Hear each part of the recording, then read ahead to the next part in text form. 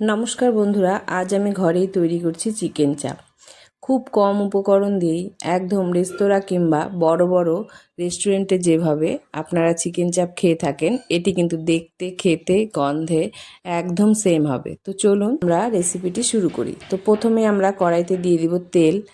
তাতে আমি পেঁয়াজ কিছু কুচিয়ে নিয়েছি, এটিকে ভালো করে ভেজে নেব। তার সঙ্গে দিয়ে দেব কিছু কাঁচা লঙ্কা, সেটিকেও পেঁয়াজের সঙ্গে ভালো করে দেখুন এভাবে লাল লাল করে ভেজে তুলে নেব। কিছুটা বেরেস্তার মতোই হয়ে যাবে পেঁয়াজগুলো। তারপর ওই কড়াইতেই গোলমরিচ, এলাচ, পোস্ত ও কাজু বাদামকে আমরা একসাথে শুকনো খোলায় ভেজে নেব। আগে যে আমরা পেঁয়াজ এবং লঙ্কাটা ভেজে নিলাম, তার সাথে এই যে আমরা শুকনো খোলায় ভেজে নিলাম মশলাগুলি, সব কিছু একসাথে আমরা মিক্সিতে পেস্ট করে নেব। এই পেস্টটি কিন্তু আমাদের চিকেন চাপের ম্যাজিক মশলা হিসেবে ব্যবহৃত হবে। এর জন্যই চিকেন চাপটা এত টেস্টি হবে এবং দেখতেও এত সুন্দর হবে, আপনারা রেসিপিটি দেখলেই বুঝতে পারবেন। এবার আমরা চিকেন চাপের মাংসগুলিকে ম্যারিনেট করে নেব।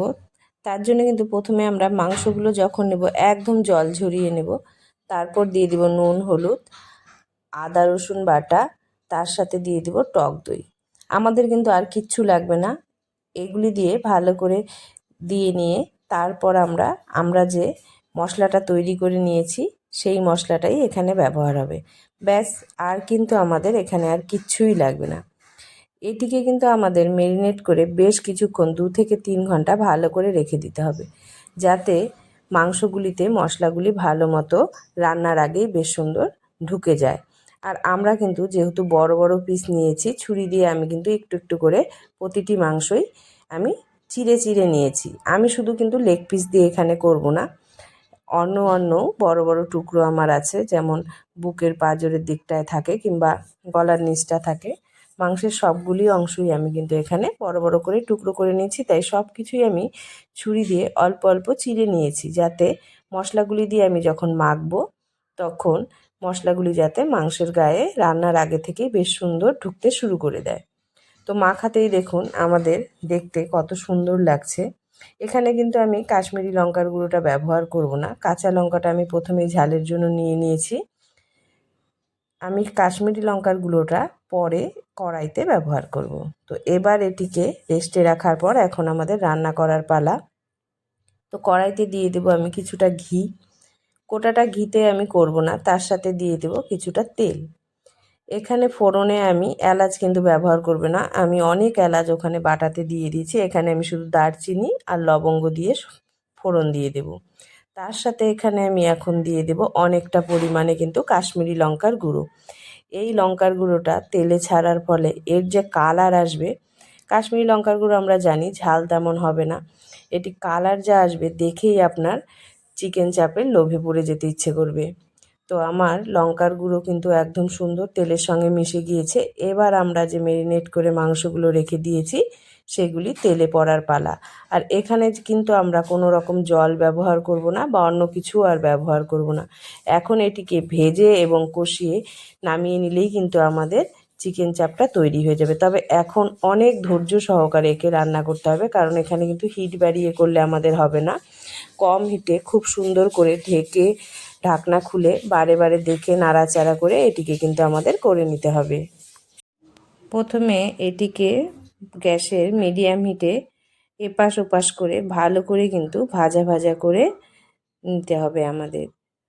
বেশ সুন্দর যখন ভাজা ভাজা হয়ে যাবে আমাদের চিকেনগুলো, তখন আমরা এটিকে কিন্তু গ্যাসের হিটটা কমিয়ে ঢাকনা চাপিয়ে বেশ সুন্দর করে এটিকে এখন কিছুটা হালকা হিটে নরম হতে দেব। কারণ শুধু ভাজা ভাজা হলে আমাদের কিন্তু ভেতরটা কাঁচা থাকবে, তাই আমাদের ঢেকেও এটিকে বেশ সুন্দর করে নরম করে নিতে হবে। তো বেশ কিছুক্ষণ কম হিটে ঢাকনা দিয়ে ঢেকে রেখে ঢাকনা খুলে আবার আমাদের এটিকে কিন্তু ভাজা ভাজা করতে হবে, কারণ চিকেন চাপ আমরা কিন্তু জানি রসালো খুব বেশি হয় না, এটিকে কিন্তু শুকিয়েই নিতে হবে আমাদের। দেখুন, জল ব্যবহার না করা সত্ত্বেও দই এবং চিকেন থেকেই আমাদের কত সুন্দর কিন্তু রস বেরিয়েছে। এতেই কিন্তু আমাদের চিকেন খুব সুন্দরভাবে সেদ্ধ হয়ে যাবে। এখন আমাদের এটিকে বেশ সুন্দর করে ভাজা ভাজা করে নিয়ে উঠিয়ে নিলেই কিন্তু আমাদের চিকেন চাপ একদম রেডি হয়ে যাবে। না আমাদের আর কোনো মশলা লাগবে, না আমাদের আর কিছু দিতে হবে। শেষে শুধু আমি এখানে গন্ধের জন্য দিয়ে দেব কিছুটা কেওড়া জল ও মিঠা আতর। মিঠা আতরটা কিন্তু খুব সাবধানে ব্যবহার করবেন, বেশি দেবেন না, তাহলে কিন্তু চিকেন চাপটা বেশ তিতকুটি হয়ে যাবে। তো এভাবে ঢেকে খুলে ভেজে আপনারা খুব সহজেই কিন্তু তৈরি করে নিতে পারেন রেস্টুরেন্টের মতো চিকেন চাপ। গন্ধ, দেখতে কিংবা স্বাদে বড় বড় রেস্তোরাঁকে এভাবে আপনি যদি রান্না করেন হার মানিয়ে দেবে। কত সহজে এবং কত কম উপকরণ দিয়ে দেখুন আমরা কত সুন্দর চিকেন চাপ ঘরেই তৈরি করে নিতে পারি। রেসিপিটি ভালো লাগলে অবশ্যই লাইক ও সাবস্ক্রাইব করে দেবেন ও কমেন্ট করে জানাবেন আপনাদের রেসিপিটি কীরকম লাগলো।